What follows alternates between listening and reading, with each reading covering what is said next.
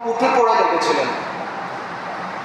সেই জামানার একজন মহিলা ছিল, যার নাম ছিল জয়নব বিনতে হারেস। হারেস ছিল ইহুদিদের বড় নেতা। ওই হারেসের মেয়ের নাম হলো জয়নব। এই জয়নব একটা বুদ্ধি করলেন। তিনি যে কোনোভাবে জানতে পারলেন আল্লাহ হাবিব সাল্লাল্লাহু আলাইহি ওয়াসাল্লাম ছাগলের সামনের পায়ের মাংস খেতে খুব পছন্দ করে। সুবহানাল্লাহ। হুজুর ছাগলের সামনের পায়ের গোশত খেতে খুবই পছন্দ করেন। এই কথা শোনার পরে ওই জয়নব একটা বুদ্ধি করলেন। হুজুর সাল্লাল্লাহু আলাইহি সাল্লামকে হত্যা করার জন্য তিনি একটা ছাগল জবাই করলেন।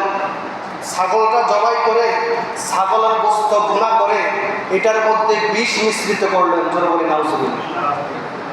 বিষ মিশ্রিত করার পর তিনি হুজুরের দরবার নিলেন। ইয়া রাসূলুল্লাহ, আমি জয়নব আপনার জন্য হাদিয়া নিয়ে এসেছি।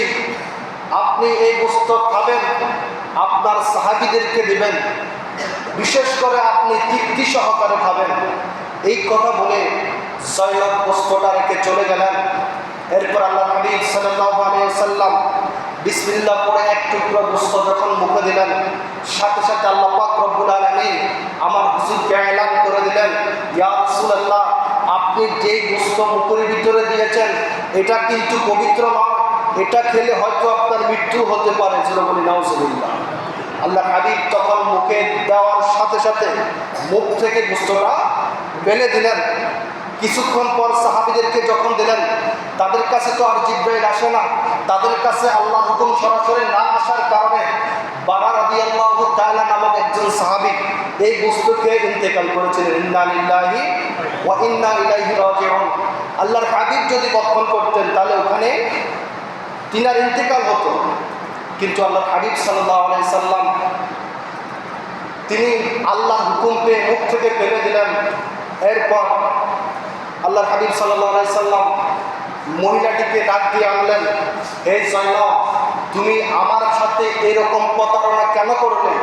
তখন জয়নব বললেন, ইয়া রাসূলুল্লাহ, আমরা জানি এই দুনিয়ার মধ্যে যত বাদশা আছে, রাজা প্রজা আছে, এই প্রজারা যখন মানুষের উপর অন্যায় অত্যাচার করে তখন তাদেরও একটা শাস্তি হওয়া দরকার।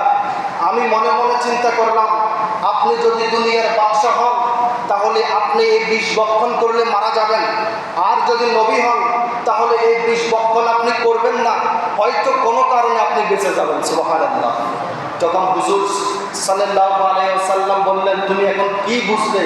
তখন জয়নব বললেন, ইয়া রাসূলুল্লাহ, আপনি যে আল্লাহর প্রেরিত একজন নবী, একজন রাসূল, এতে আর কোনো সন্দেহ নাই। সুবহানাল্লাহ। আল্লাহর হাবিব বললেন, যাও, তোমাকে আমি ক্ষমা করে দিলাম, তুমি চলে যেতে পারো। কিন্তু যে বারা রাদিয়াল্লাহু তাআলা আনহু ইন্তেকাল করার কারণে ওনার আত্মীয় স্বজনরা বললেন, না না, হুজুর যদিও ক্ষমা করে দেয়, এই মহিলা জয়নব আমাদের আত্মীয় স্বজন, আমাদের কলিজার টুকরা বারাকে শহীদ করার কারণে আমরা কিসাস গ্রহণ করব। সুবহানাল্লাহ। এখন কিসাসটা কি? আমার আল্লাহ কোরআনুল কারীম সূরা বাকারার মধ্যে তিনি বলেন, ইয়া আইয়ুহাল্লাযীনা আমানু কুতিবা আলাইকুমুল কিসাসু ফিল কতলা। আল্লাহ পাক রব্বুল আলামিন ইমানদারকে বললেন, হে ইমানদারগণ, আমি আল্লাহ তোমাদের উপরে কিসাসকে ফরজ করছি। সুবহানাল্লাহ। কিসাসকে ফরজ করেছেন। এই কুতিবা আবার রমজানের আগে, ইয়া আইয়ুহাল্লাযীনা আমানুত্তাকুল্লাহ কুতিবা আলাইকুমুস সিয়াম, যেই শব্দ দ্বারা আমার আল্লাহ রমজানকে আমাদের উপর ফরজ করেছেন, একই শব্দ দ্বারা কিসাসকে আমার আল্লাহ আমাদের উপর ফরজ করেছে। সুবহানাল্লাহ। রমজান যেই শব্দে ফরজ, কিসাসও একই শব্দে ফরজ।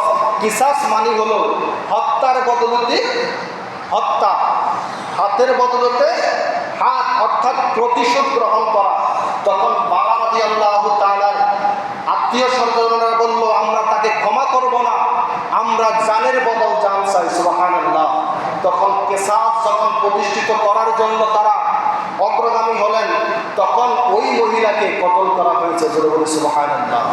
আল্লাহর হাবিব সাল্লাল্লাহু আলাইহি ওয়াসাল্লাম তিনি যখন এই সামান্য বিষ পান করলেন, মুখে দিলেন তো জিহ্বায় লাগার কারণে সামান্য বিষ ভিতরে ঢুকে গেল।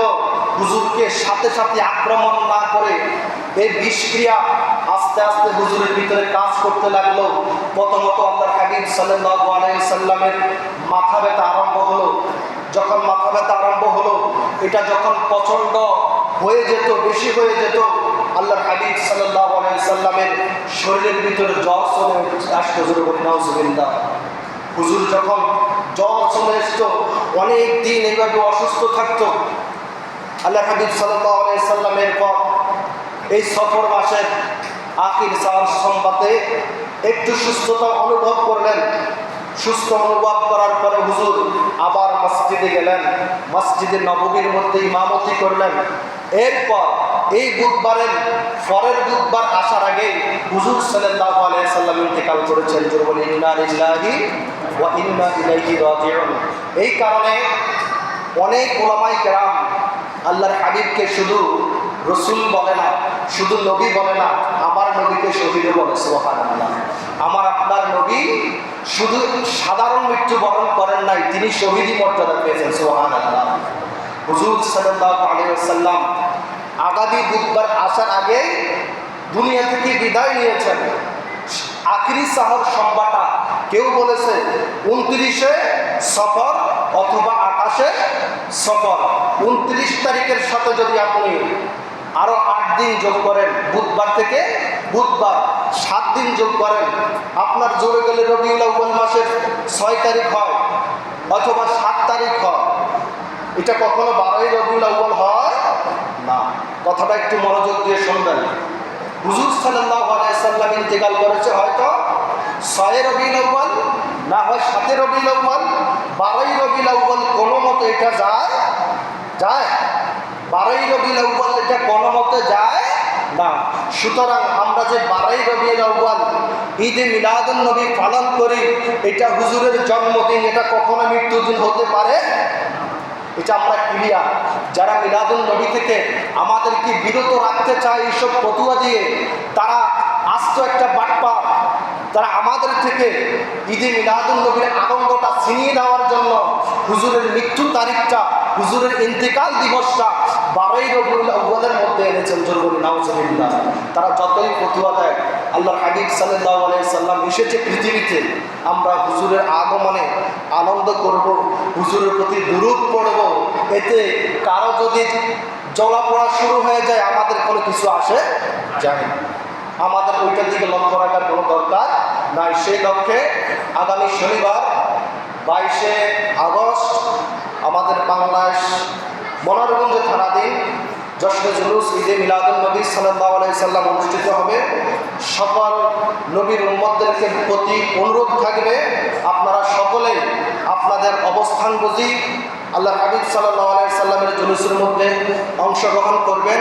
এটাই আপনাদের প্রতি উদাত্ত আহ্বান থাকবে। আল্লাহ পাক রব্বুল আলামিন যেন আমাদের প্রত্যেকের কবুল করে নেয়। সবাই বলি আমিন। যারা পরে এসেছেন চাঁদা কাল জমা করে নিন। আসসালামু আলাইকুম।